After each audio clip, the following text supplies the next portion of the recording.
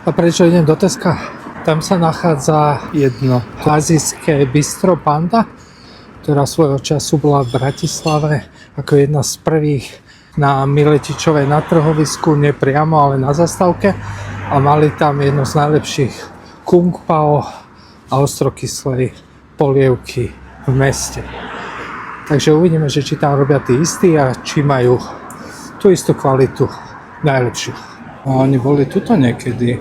Vyzerá, že to tam bude napravo, to bambu. Takže nakoniec som si vybral ostrokyslú polievku a podľa nej zistím vždycky, že či to stojí za to si dať aj druhý chod. Čo je stará poľana, klasická receptúra. Úplne to má iné rády, keď si dáte inde.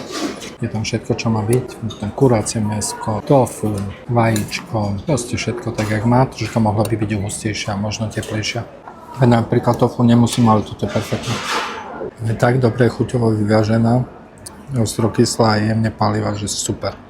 Tak túto polievku fakt, že odporúčam. Kľudne si ju dajte, vyskúšajte, je fakt perfektná, ak sa tu vyskytnete.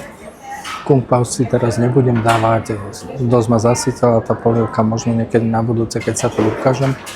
Neboli tu tí ľudia, ktorých som čakal, že tu budú, ale receptúra je stále rovnaká. Že super.